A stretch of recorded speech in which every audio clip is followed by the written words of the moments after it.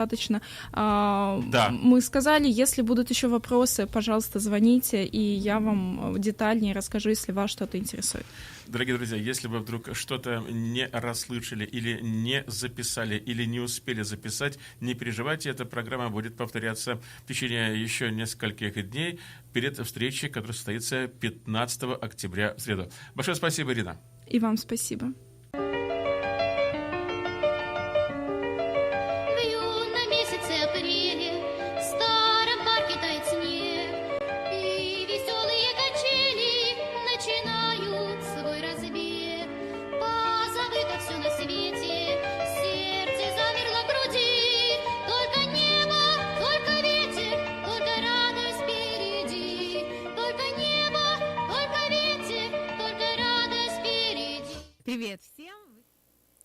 Привет всем! В эфире передача «Крылатые качели родителей». Спасибо вам всем, кто нас смотрит, слушает, задает вопросы. Вопросы накапливаются, поэтому сегодня мы опять идем по вопросам, которые интересны, и они зачастую касаются не только наших детей, а касаются и родителей, да, потому что, детей без родителей не бывает, да, поэтому начинаем по порядку. Мы сначала покроем вопрос, который мы не покрыли в прошлый раз. Это о чувствительных детях, да, дети, которые расстраиваются, дети, которые не умеют проигрывать, да. А вот если вы когда-то занимались тайквондо и водили ваших детей любые секции martial arts в Америке, я родителям зачастую рекомендую, если у вас времени нету выращивать вашего ребенка, да, сдайте его на тайквондо или на джиу-джитсу, и так далее. Они вам вырастят ребенка, да. Это вот такие вот бывшие олимпийские чемпионы открывают у нас студии. Это, конечно, очень дорогое удовольствие. Потому что если вы будете идти на черный пояс, у вас может занять, если у вас ребенок маленький, да, 3-4 года, а потом 15-16 лет вы можете записаться уже на юниорскую, так сказать, на тинейдж уровень и продолжать заниматься, и еще один черный пояс получить по тайквондо. Вам прям официальные бумаги присылают с Южной Кореи там, и так далее. Но вот я помню этот урок. У меня сын тоже такой чувствительный был и тоже не любил проигрывать. И когда ты проходишь от одного пояса на другой, да, от белого на желтый, потом желтый, зеленый, коричневый и так далее, пока до черного пояса дойдешь, чтобы тебе участвовать в экзамене, да, чтобы пройти на следующий уровень, ты должен разбить вот ногой дощечку. На вот этой дощечке ты пишешь какой у тебя недостаток или какой у тебя какая-то проблема или привычка, на которой ты работаешь, и ты не можешь ее победить или не можешь себя победить. И до экзамена вот там родители сидят, и дети вот так вот каются перед родителями и говорят: я сестричку обижаю, или я уроки не делаю, а прихожу и сразу начинаю в компьютерные игры играть, да, а мама говорит, нужно сделать уроки. А мама говорит, сначала уроки, а потом уже будешь все остальное, потом будешь играть. Или вот в нашем случае было, Сава сказал, он еще занимался у нас тогда футболом и тайквондо. И он сказал, я не умею проигрывать, потому что у нас как проигрыш, если Сава проиграл, все виноваты, кто виноват, кто ему там на ногу мячик не кинул, чтобы он не забил, да, вот как это ужасно получилось. И то есть расстройства такие, прямо слезы в машине, ни с кем разговаривать он не хотел, да. И вот на дощечке мы написали: не умею проигрывать, хочу научиться проигрывать gracefully, lose with grace, да, проигрывать. Ну, у него это от мамы, ты же понимаете, да, что яблочко от яблони, то есть дети сами по себе у нас не вырастают, какие вы хотите, они вырастают такие, какие вы. И вот мы над этим работали. Вот так он хотел пройти на следующий уровень, да, вот как вот правильно проиграть, не обвинять, успокоиться, сказать good game, да, даже еще похвалить другую команду, как это детям очень сложно. Поэтому это такая, проблема, которая очень многих детей касается, да. И вот есть иногда родители, они вступаются за своих детей, когда дети расстраиваются, иногда вступаются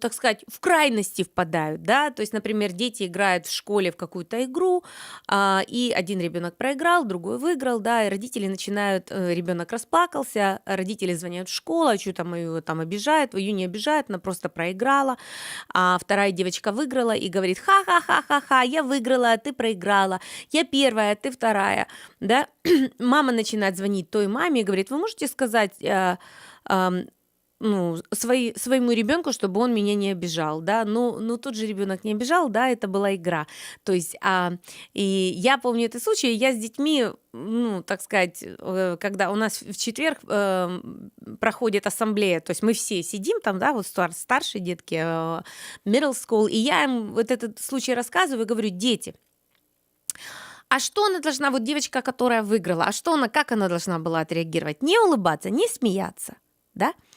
А я говорю, а когда вы выигрываете, как вы реагируете? То есть тоже же радуетесь, да?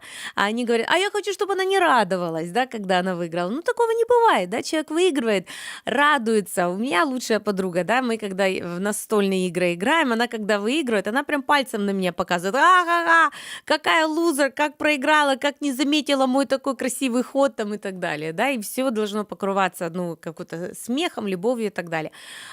И почему это нужно, ну, пройти, да, мне много лет, и мне все равно обидно, понимаете, когда я проигрываю, а когда кто-то смеется и радуется своему выигрышу.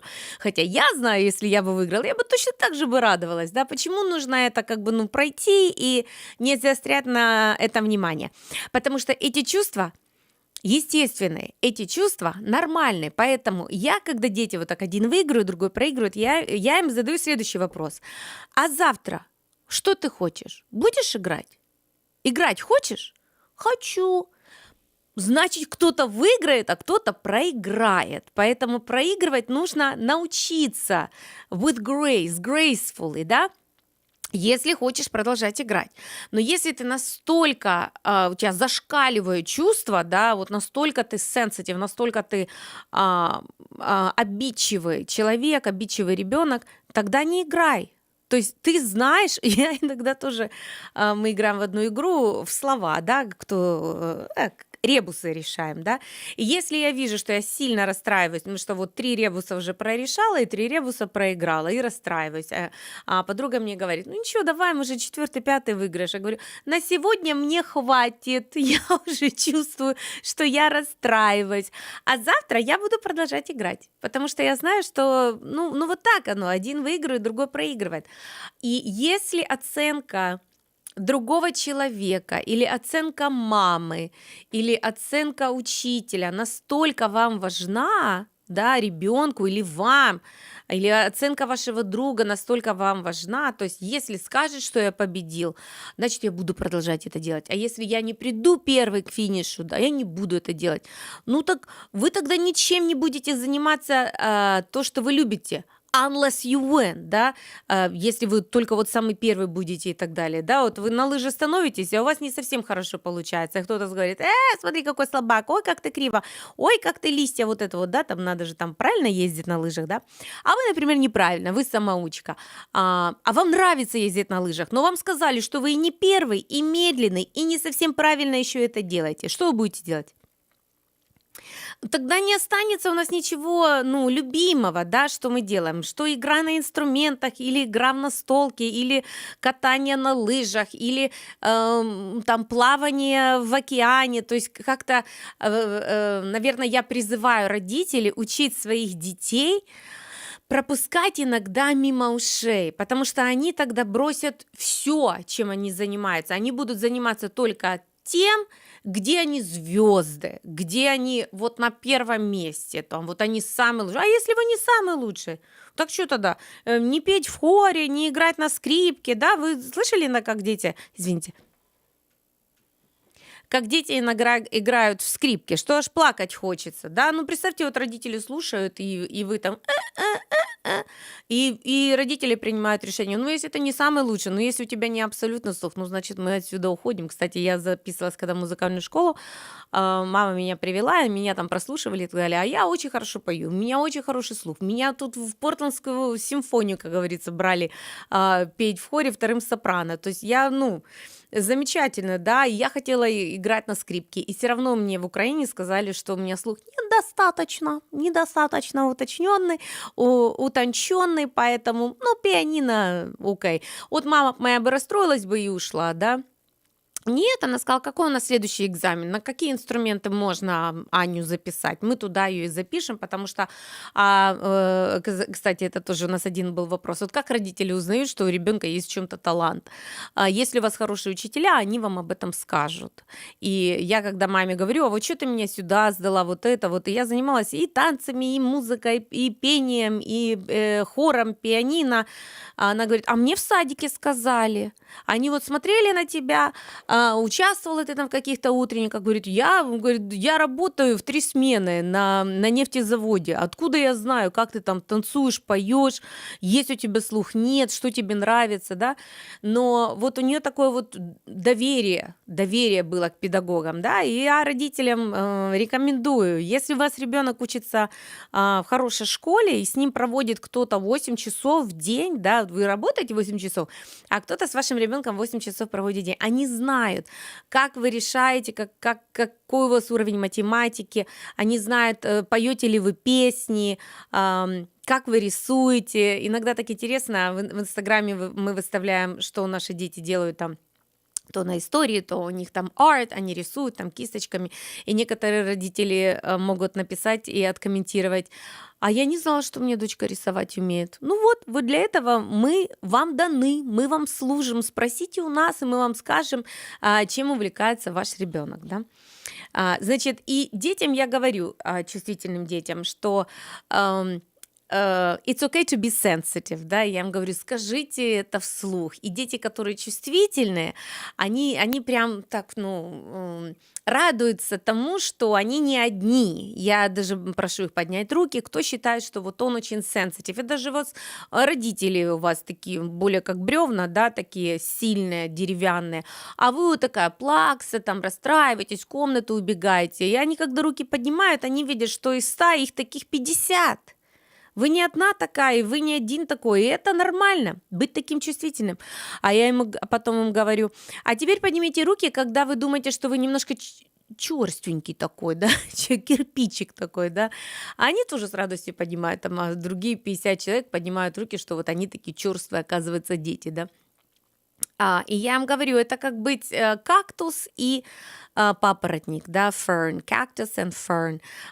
Кактус, он сухой, ему очень мало надо, его не надо обнимать, целовать, поливать, хвалить, да, ему нормально. Кактус, он такой, он сам по себе выживет и так далее. А если у нас папоротник – это растение тропическое, любит дождь, любит влагу, любит всего много. Да? Я им говорю, думайте о себе как о растениях. Одно не плохое, не хорошее, не любимое, не нелюбимое. Кому-то нужно много обниманий, ласки, любви, поддержки, держания за руки.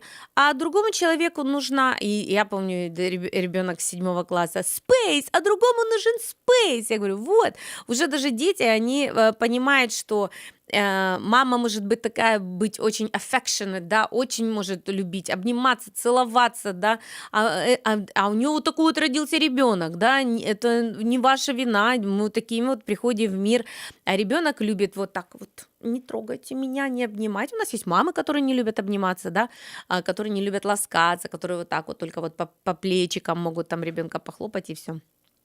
И это нормально, все люди разные. Кто-то кактус, а кто-то папоротник.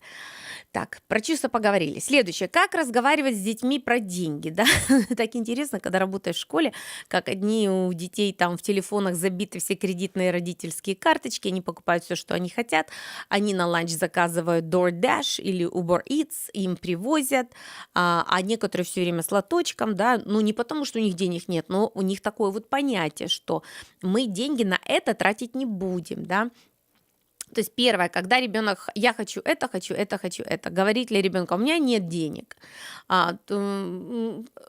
Литература говорит, врать не нужно, литература говорит, говорить правду и говорить, мы на это деньги не тратим, или это не мой приоритет, или в нашей семье приоритет такой.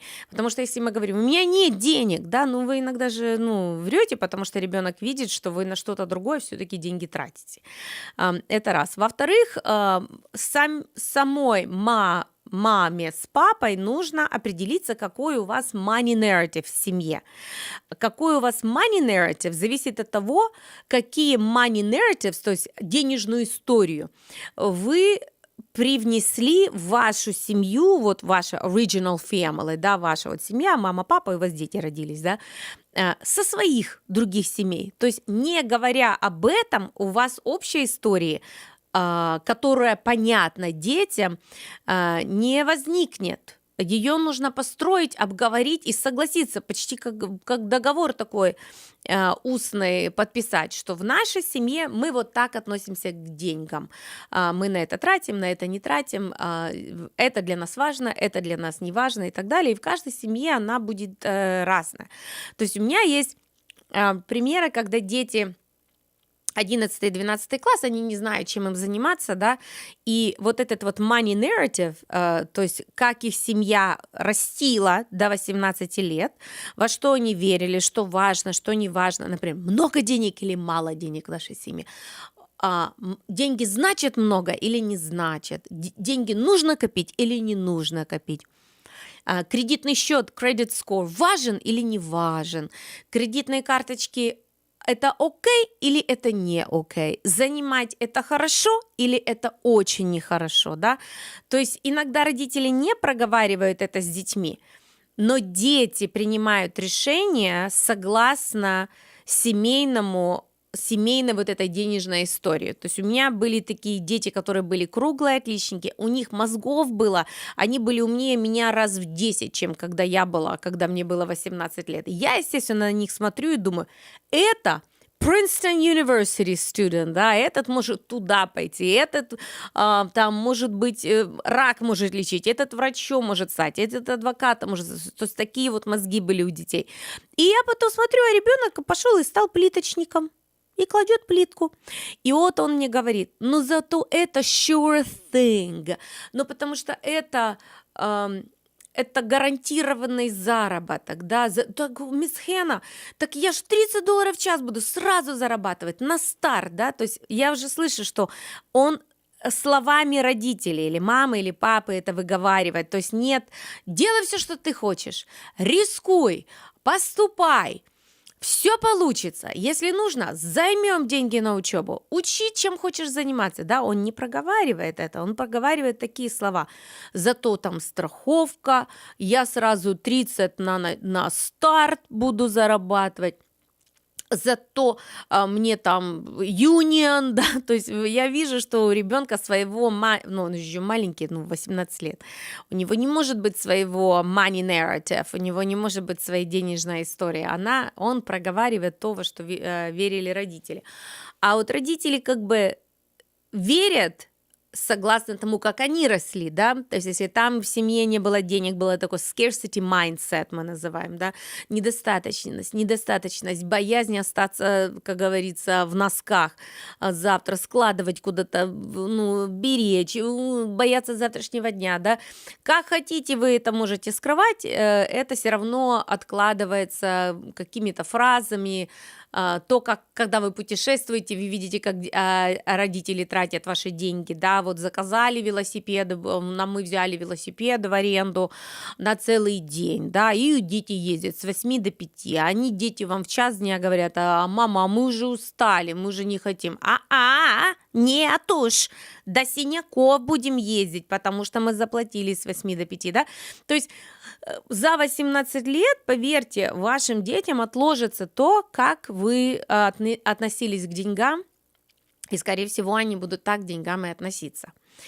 Если вы вступаете в брак с очень разных полушарий, так сказать, земных, да, с полюсов, у вас разные семьи, у вас разное видение на жизнь, да, то есть вы любите друг друга, у вас классная семья, но вы, например, не с одного села, да, и вы родились в 85-м году, и вы с одного села, у вас, скорее всего, одинаковый money narrative. Ну, если только в селе там ваш папа был фермером, а его папа был директором колхоза, да, ну, может быть, тогда другой чуть-чуть money narrative. Но обычно, если вы одинаковые, практически одного возраста, с одного села, у вас, скорее всего, и с одного города, у вас, скорее всего, одинаковый money narrative. Если вы разные, уже нужно, вот я помню, нам с Райаном наш семейный психолог сказала, а вы проговорили ваши money narrative, да, вы проговорили про вашу семейную денежную историю, откуда вы приплыли, так сказать, как к деньгам относились в ваших семьях. И она задала нам вопросы, нам нужно было записать в блокнотик, нам нужно было на эту тему поговорить, ответить на эти вопросы. Он там отвечает, потом я отвечаю. И я помню, мы были на озере, и пройти вокруг озера где-то занимало часа 2. И мы начали об этом, уже в браке, мы начали на эту тему говорить, какое у нас, ну, как мы выросли, какое у нас было отношение к деньгам. И как мы говорили о деньгах, сложно их зарабатывать, несложно, нужно ли копить на пенсию или нет. Я очень удивилась, ну и он, конечно, тоже удивился. Но это нам дало понять друг друга, почему мы сейчас живем так, как мы живем, как мы тратим деньги, что мы едим, как мы одеваемся, где приоритет, на что мы смотрим в магазине, как мы деньги тратим, сколько у нас кредитных карточек или нет у нас кредитных карточек, в зависимости от того, как нас вырастили наши родители. Он, например, там мне рассказал, как его родители все время говорили про пенсию, вот, что нужно откладывать, да, нужно, как же мы проживем, вот когда мы пойдем на пенсию, вот же у нас же были деньги, а это деньги, как говорится, нам потом купят платиновые колени, бедра там, и так далее. А мои родители думают, тут хотя бы дожить до 50, до 60, да, там мы там про откладывание денег на пенсию не говорили, потому что денег не было особо, да, там вот мы на это отложим, тут дожить бы, понимаете, от зарплаты до зарплаты, да, то есть поэтому проговорить, кто как планирует пенсию, да, я смотрю, ну вот даже сейчас люди, им 40-50 лет, как они планируют, где они дальше будут жить, одна, например, жена считает, так мы давай еще больше дом купим, ну а что, деньги зарабатываем и так далее. А муж считает, давай наоборот продадим наш дом и уйдем в однокомнатную квартиру и вообще уедем в этот штат, чтобы у нас не было долгов, чтобы мы такие вообще, у нас ни от чего не зависели там и так далее, да. То есть, оказывается, видение, зачем нужны деньги нам в жизни, разное у мужа и жены, да.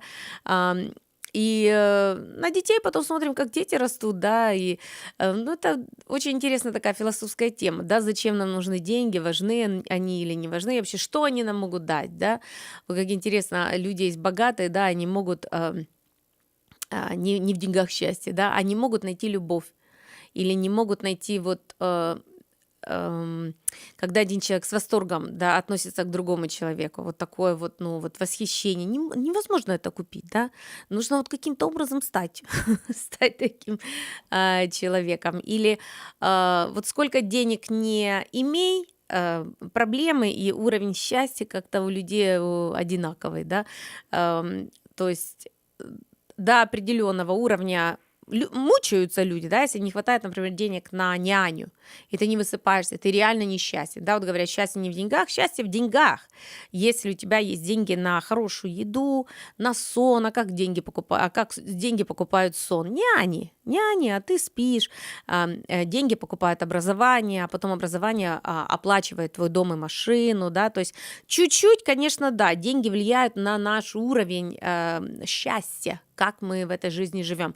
Дитё хочет заниматься гимнастикой, у тебя денег нет. Дитё хочет заниматься тайквондо, у тебя денег нет, да. То есть, конечно, ты не чувствуешь себя очень счастливым как родитель, потому что ты все время говоришь нет, да.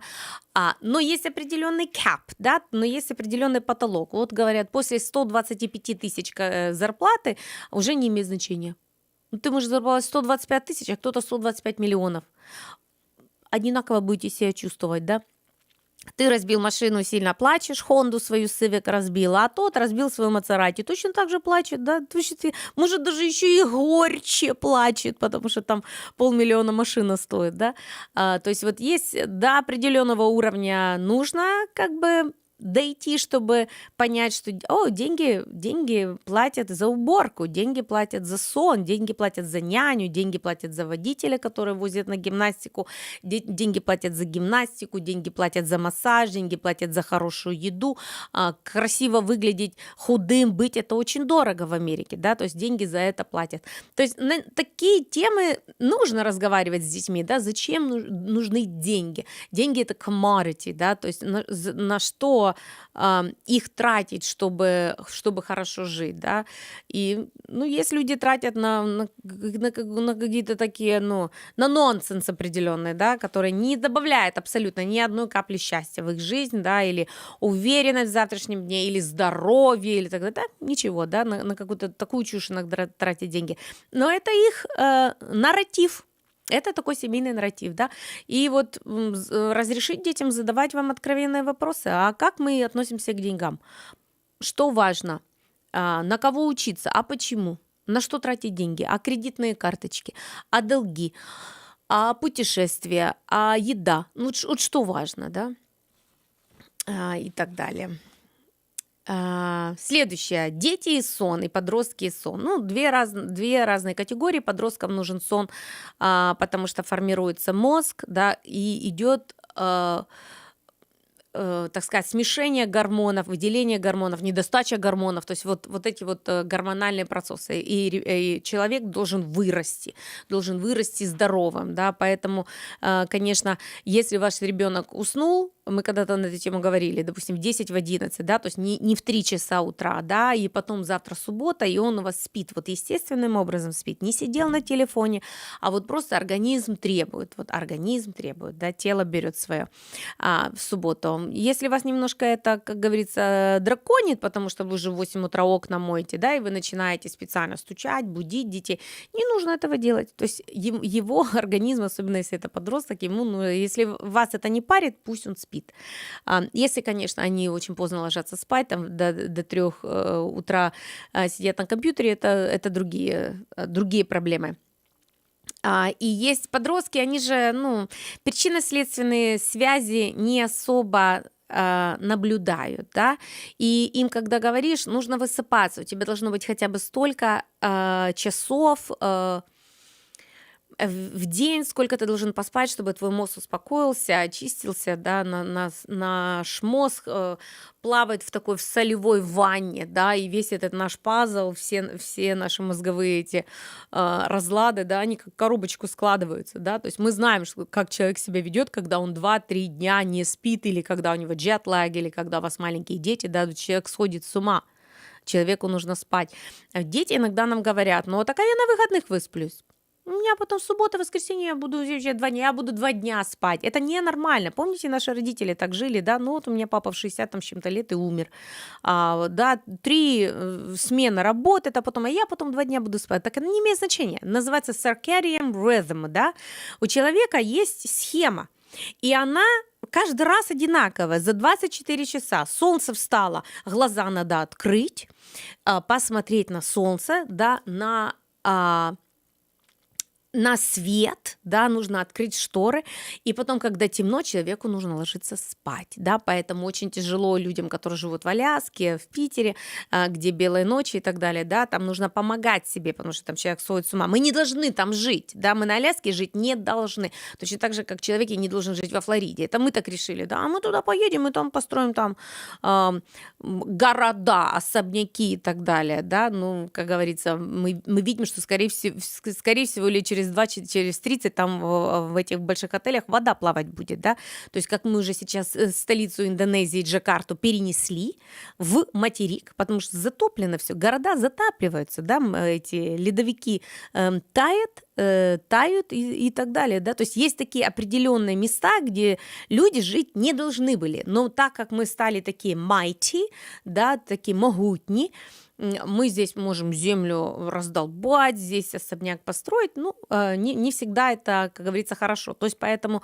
человек, который живет в таких местах, где белые ночи, полярные ночи, да, то есть мозг не знает, то что мне делать? Или, например, люди, которые работают на почте, и там все время blue light, а вы в ночи работаете, да, или в любом заведении, где blue light работает ночью. Вам нужно спать, а кто-то работает ночь, да. То есть это не важно, сколько вам платят денег. Вы сокращаете себе жизнь, да. Если ваша работа заставляет вас работать ночью, да, почему тяжело быть пилотом, стюардессом и так далее, потому что у тебя постоянно вот этот часы, вот эти circadian rhythm, у тебя 24 часа проснуться и потом заснуть. И заснуть нужно глубоко, почти как умер и воскрес, да, и начать это все заранее. Поэтому когда люди, что подростки, иногда взрослые даже мне говорят, так а я на выходных высплюсь. Так это не имеет значения. Для мозга это у тебя 24 раз и пошел новый отсчет. Новый отсчет. То, что ты вчера не доспал, ты себе год, скорее всего, жизни отрезал. Да? То есть оно не возвращается нам тогда, когда мы можем спать. И поэтому об этом важно подумать. Следующий вопрос был, важно ли спать детям, ну, маленьким, допустим, там, с 0 до 5. Ну, зависит, ну, там, 1, 2, 3, да, обязательно дневной сон, иногда 2 дневных сна. Вот когда мы уже доходим до 4-5 лет, мамы, у которых есть несколько детей, вы знаете. Вот один ребенок спит, а второй отказывается спать. Вот что нужно делать, да? Зачастую родители пытаются уложить, потому что это время нужно им самим посмотреть сериальчик, сделать стирочку, маме самой чуть-чуть покемарить или просто вообще отдохнуть от этого гамма, шума и так далее. То есть давайте по чесноку говорить, кому сон нужен, вам или детям? Если ребенок хорошо усыпает, без истерик, без скандала, не дерется, не бьет вас в лицо там, и так далее, пусть спит себе на здоровье. Я иногда удивляюсь. Вот у меня 2 детей. Старший у меня сын спал, мог один сон спать, я могла прийти с работы в 4, и я ему говорю, может, еще один? Такой, да давай попробуем, так как без проблем. Лили рядом, я спинку чешу, все, вырубился. И я потом думаю, как же он в 9 вечера уснет? Элементарно, еще даже лучше, да? Многие из вас знают, если иногда днем не поспал, то и потом уже и вечером не уложишь, да? Хочет спать, пусть спит. Теперь, если у вас ребенок, это вот моя вторая дочка, ну ни в какую. Вот я помню, она училась в школе, где у них был сон и так далее. Она брала с собой игрушки, кукол. И я учительнице сказала, не надо ее, она будет вести себя тихонечко, она будет эту куколку гладить, не надо ее укладывать спать, она потом встанет и пойдет. А потом она мне, учительница, говорит, Аня, так и происходит. А говорит, ну иногда бывает, она вырубилась в 11:30, а уже 2:30 мы математику, говорю, а моя пусть спит. Она говорит, так а мы математику решаем. Говорю, а у нас еще 80 лет впереди ее нарешать, ей 4 года.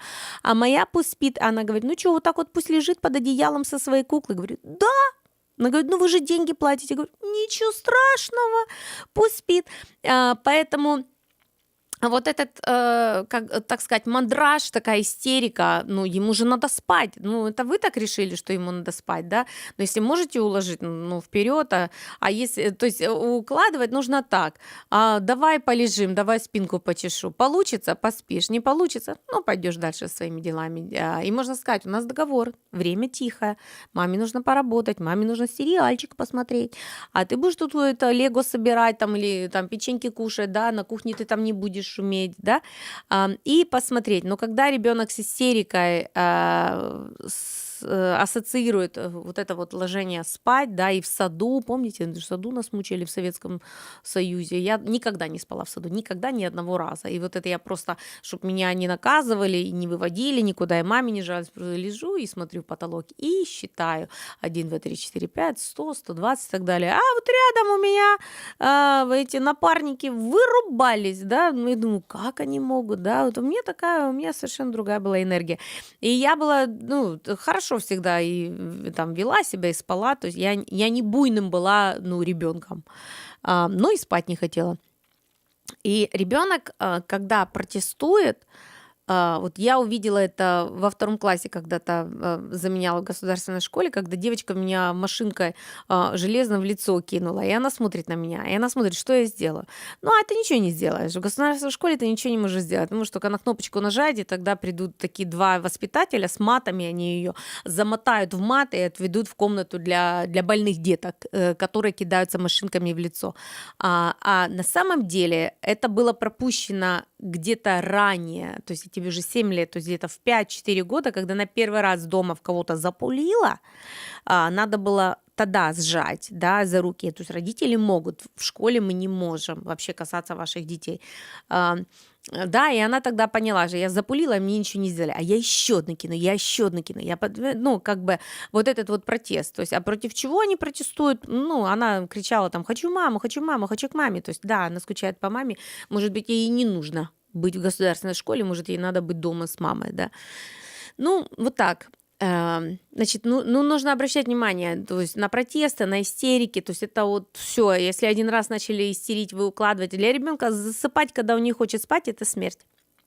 Сидите на кровати, чешите спинку, читайте книжку, просто можете сказать, давай попробуем, и почитайте книжку и так далее. Я помню, пока я сижу, пока я книжку ищу, я Ми когда-то обещала, что если я посижу с тобой, вот чтобы ты не смотрела в телефоне и так далее, я хочу to make sure, я хочу удостовериться, что ты действительно вырубишься и выспишься, да.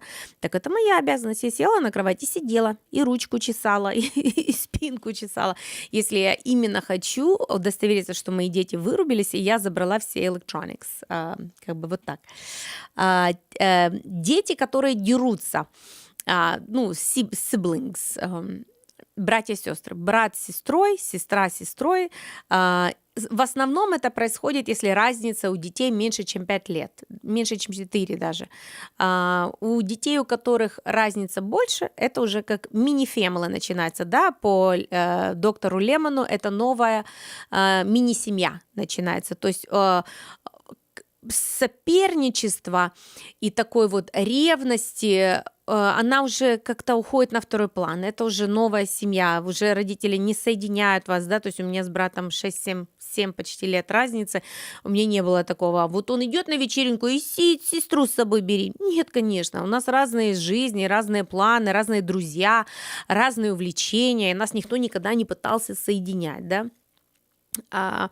И он, когда я пришла в этот мир, он меня очень хотел. Он меня носил на руках, менял мне подгузники. Мама говорит, стирал мое белье. Такой помощник был. Припер меня один раз к маме на работу. Вот такой вот маленький папашка, да, ну такой 7-летний первоклассник, да, второклассник. И у него такая в коляске, я такая еще жирненькая была, жирненьким ребеночком была, да. И вот такая вот интересный вот человечек родился в семье, да. То есть к чему я это говорю? Когда разница меньше, когда вот этот человечек новенький рождается в семью, зачастую старшему человечеку это не очень нравится, да, и особенно если у вас разница от 2 до 4, и у вас однополые дети. Это сложнее. Когда разнополые, чуть-чуть легче, но все равно есть соперничество. Не соперничество, кто быстрее добежит и кто лучше играет в футбол. Нет. Если вы, родители, на разные, кстати, секции сдали детей, вы уже, мама, молодец, молодец. Они не соревнуются. Вы уже как бы вот этот вот соревновательность убрали. Один занимается красками, ты музыкой, ты фотографией, ты с лука стреляешь. Это классно, если вы можете себе это позволить. Но в основном родители делают как им легче, все в одну кучу. Идет, я помню, ко мне один ребенок на день рождения, и мама говорит, а еще 2 можно возьму. Они все время вместе, они все время мочат друг другу в голову.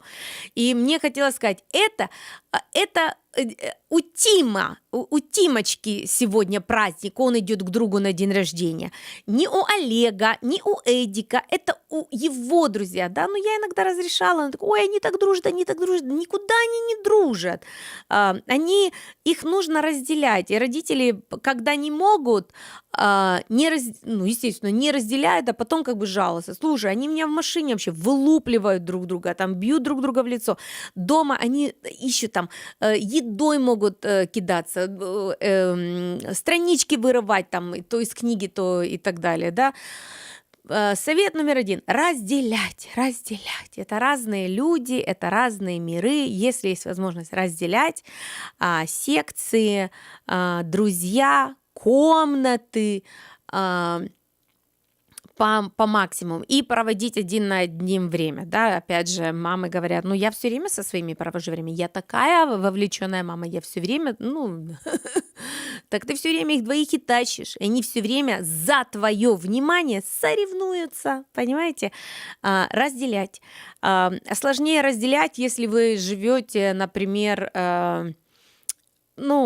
где дети не могут ходить просто по улице, или там вот если в апартаментах дети живут, да, они пошли, это со своими подружками играется, а этот на горке со своими друзьями играется, да, или если это subdivision, они тоже могут туда-сюда пойти, а если вы, конечно, живете, например, более в таком, в rural, да, в деревенском таком, у вас шикарный особняк, классно вы живете, да, но у вас дети вынуждены все время быть друг с другом, они вынуждены, у них нет другого варианта.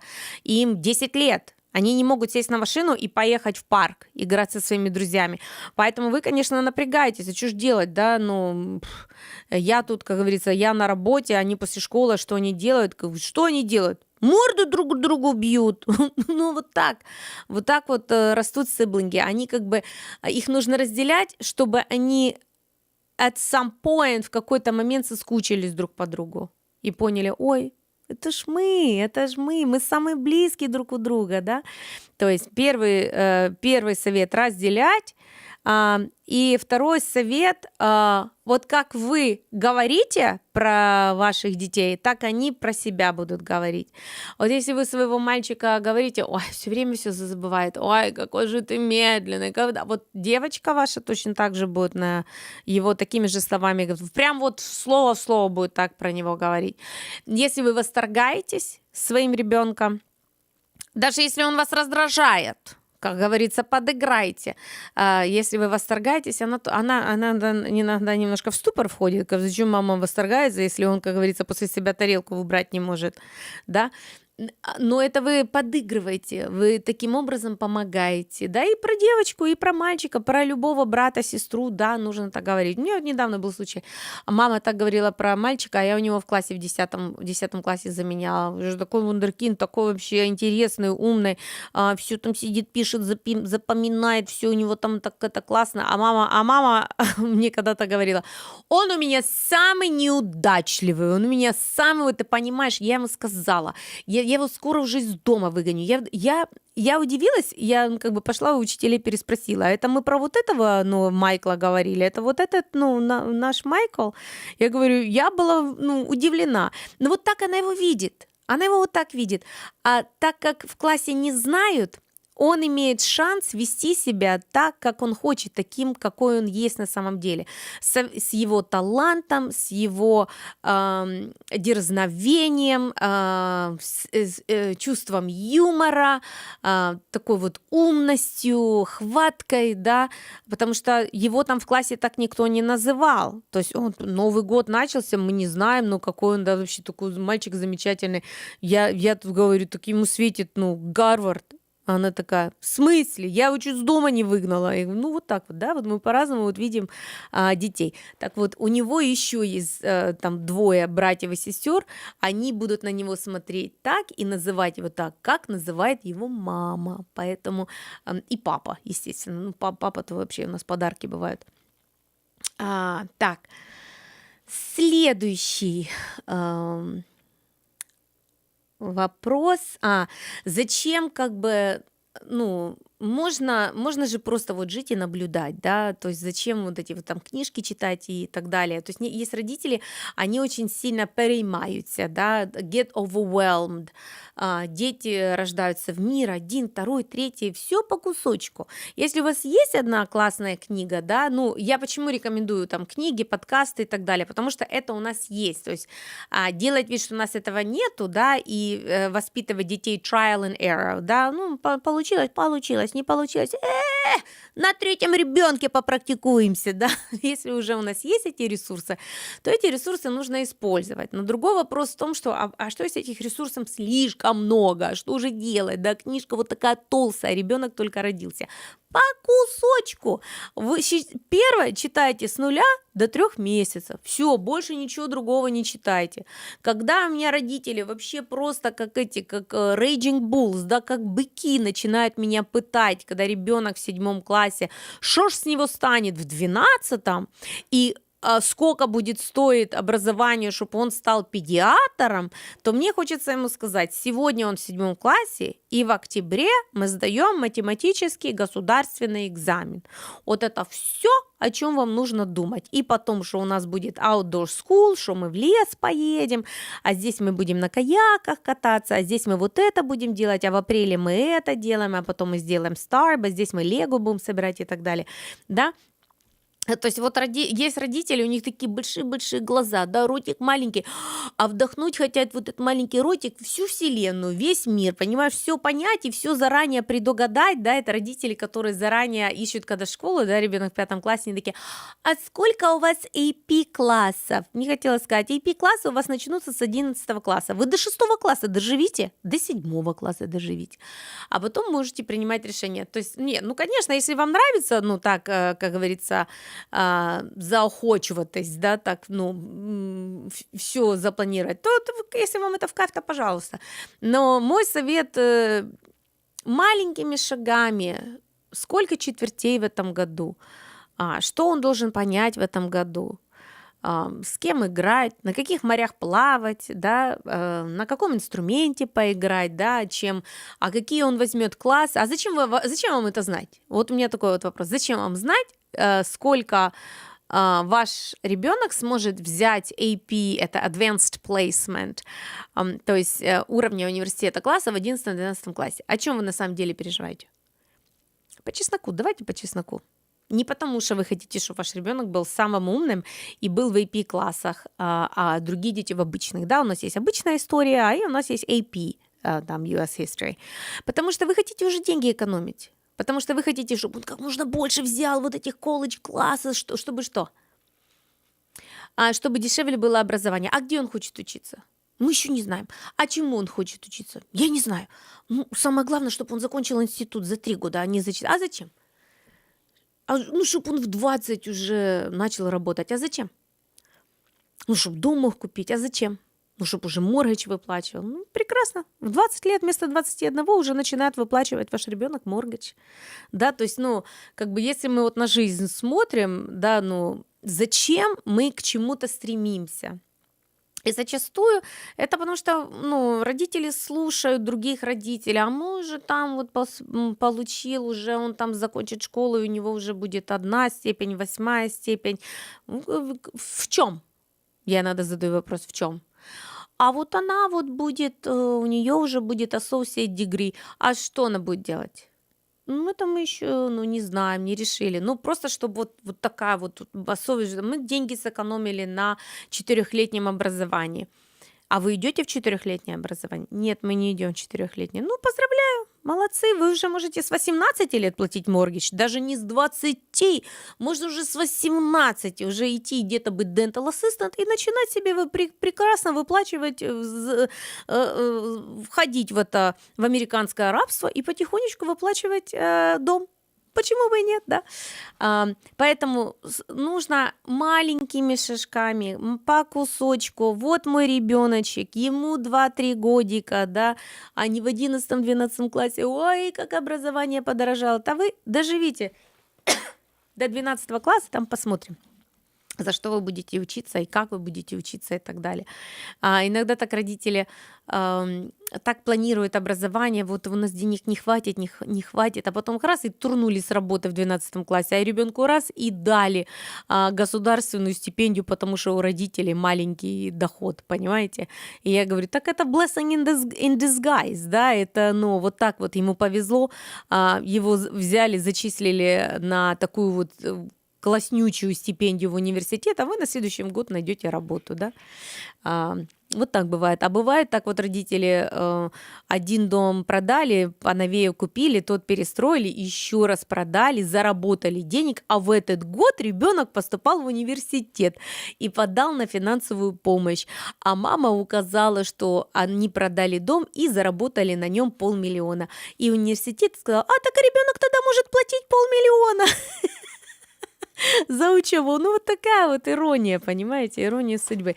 Поэтому, если вот так обо всем думать, как бы, ну, что же будет через 4, через 5 лет, как говорится, мы планируем, Бог располагает, да, то есть это очень тяжело так жить.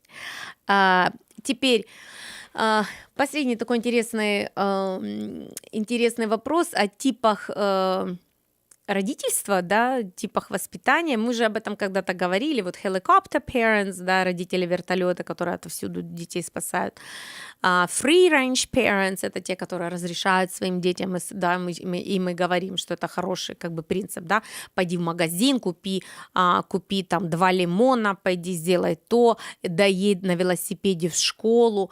Да, то есть это free range parents. Есть intentional parents, то есть все делают со смыслом, да, не хаотично встали, поели, ушли, крикнули, да, а все проговаривается, объясняется. Это очень классный вид воспитания, но он очень интенсивный, да, то есть его очень тяжело такими быть родителями, во всем вовлеченными, все проговаривать, объяснять, почему листочек упал с дерева, почему он цвет поменял и так далее. И я слушала передачу, есть такой у нас психотерапевт детский, доктор Amen, очень легко запомнить, аминь, да, Amen. И он говорит о 4 видах родительства. Firm and kind, то есть строгие правила, но добрый родитель, да, потом firm and mean, то есть строгий, именно с правилами, а еще и злой, то есть не обнимается, не целуется. Потом loving and permissive, очень любящий и еще и все разрешает. И последний uninvolved, то есть родители, которые вот хаотичные родители, ну, это родители обычно, у которых своих и детей не хотели, и свои зависимости, и дети сами по себе растут, автобус забирает, привозит, не на ту остановке вышел, и я помню, мама мне рассказывала, а я смотрю, вот наша соседка, у нее ребеночек уснул и так далее, она его забыла, а не вышла, а я еду в этой маршрутке, чтобы ребеночек тут проснулся, а я его потом домой приведу, потому что она в нашем подъезде живет. Вот это uninvolved parent, да, то есть там даже нету решения. Я firm, я kind, человек не знает, ну, какого плана он родитель. Так вот, этот психотерапевт говорит, что самый лучший вид родительства — это firm and kind, да, то есть есть определенные правила, определенные boundaries. Иногда, знаете, очень тяжело говорить: нет, ты не пойдешь, нет, ты наказан, нет, ты сегодня идешь спать в 10 вечера. Но ты это говоришь с добротой, ты говоришь это с любовью, с лаской. Ребенок начинает плакать, истерить, а ты его даже подойдешь и обнимешь, но ты все равно firm, да. То есть я сказала, я забираю, значит, я забираю, да, но ты это говоришь с лаской и добротой. Как говорится, и казалось бы, а какой, значит, самый плохой вид воспитания? Наверное, firm and mean, ну, тот, у кого правила, и еще такие, как, ну, нарушишь, и тебе еще перемкнуть тебя, да, и там наказывают, не прощают, так прям, ну, не обнимают. Нет, оказывается, это еще не самый плохой тип. Самый плохой тип воспитания — это loving and permissive. Loving and permissive. И он говорит, что в семье, где вот такое вот «я тебя люблю, ты самый лучший, самый красивый» и так далее, можно быть на телефоне? Да. Можно скушать 25 килограмм конфет? Да. Можно спать с кем попало в 13 лет? Конечно. Все, что тело тебе позволяет. И бери от жизни все. И он говорит, что у такого типа родителей дети приобретают наибольшее количество ментальных болезней. И я помню, мы с подружками общались на эту тему, да, и мы с ними рассуждаем, ну, мы все мамы. И одна мне такая взрослая уже подруга, она говорит: это я. Она говорит, так посмотри на всех моих детей. Они у меня все, один на антидепрессантах, этот на адероле. Это, она говорит, у меня все дети больные. Говорит, это я. Я всегда все разрешала, потому что финансы позволяли. И, как говорится, почему говорит нет? Говорит, я сама так живу, да. Хочу то, хочу полетела сюда, хочу новую татуировку сделала, хочу диваны поменяла, да. И я им все разрешала. И я еще и все время лавинг. То есть ты там машину разбила, иди, мама пожалеет, иди, мама там погладит, да. Она говорит, так это я. То есть, ну, во-первых, я ее уважаю за то, что человек как бы, ну, принимает на себя такую ответственность, что я loving and permissive parent, да. И есть родители, принимают на себя ответственность, что они авторитарные, как говорится, firm and mean, да. То есть об этом тоже, ну, нужно подумать, какого стиля мы родители, да. Кстати, вот Free Range Parents сегодня, наверное, закончу на этом эпизоде. Сегодня в школу утром приехала, смотрю, октябрь, так красиво и тепло. И ну, детей в основном на машинах привозят, но есть у нас дети и на скутерах ездят, и на велосипедах. Да? Один мальчик, смотрю, новый велик, новый шлем, так гордится, да, ну и рассказывает своим друзьям, ну, как он приехал на велосипеде.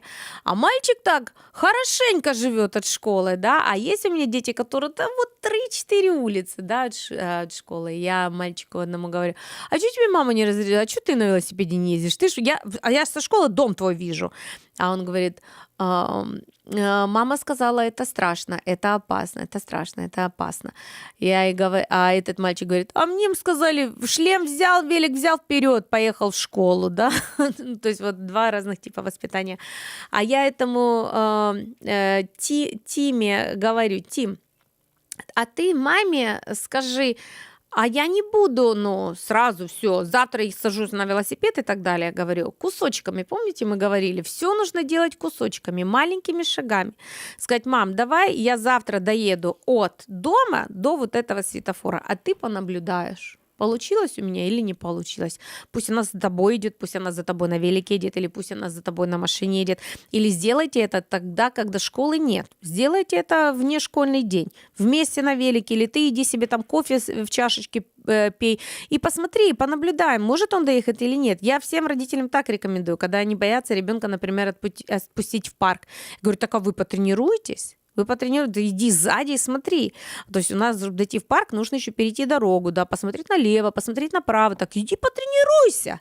Да, и делай это не тогда, когда вот так, сегодня мне надо, чтобы ты пошел в парк, потому что маме нужно там своими делами позаниматься. Нет, выберите день, сегодня у нас тренировка, мы едем в парк на велосипеде, потому что я тебе чуть-чуть не доверяю, я хочу посмотреть, как ты доедешь и так далее. И вот сегодня как-то так вот хороший такой разговор получился, я ему говорю, так а вы по кусочку? Говорю, Тим, что ты маму так сильно, ну, это напрягаешь, пугаешь ее, что она боится тебя отпустить. Реально, полмили школа от дома. Говорю, по кусочку. Продемонстрируй ей, что ты можешь в шлеме одеть шлем, проверить шины, что ты, ну, взрослый такой мальчик-велосипедист, что ты можешь доехать от дома до этого светофора. И все, и вернуться назад. Покажи ей, что смог. Потом еще один светофор добавляем, еще один светофор добавляем. И все, она потом начнет вам доверять, да? Ну, как говорится, детей жалко, которые хотят быть free-range chickens, да, которые хотят, ну, чтобы им родители дали свободы. И жалко иногда родителей, которые очень сильно боятся того, что что-то пойдет не так, да, заранее в себе культивируют чувство вины, да, ну, это если разобьется, я во всем виновата, да, а если, да, ну, так тоже жить нельзя. Даже если когда у нас что-то плохое происходит, вы на себя сильно много берете, что думаете, что все от вас зависит, да, и все хорошее, и все плохое, и счастливое, и несчастное, да. Мы делаем то, что мы делаем. Главное делать это правильно, не от бессмысленности. Мне нужно время, давай ехать на велосипеде в школу. А от того, что я хочу помочь моим детям быть независимыми, смелыми, ответственными. Ну вот, наверное, и все на сегодня. Увидимся в следующий раз. Всего доброго, до свидания. В эфире передача «Крылатые качели родителей». Внимание! Редакция The Great Media Group не несет ответственность за содержание рекламных сообщений и авторских программ.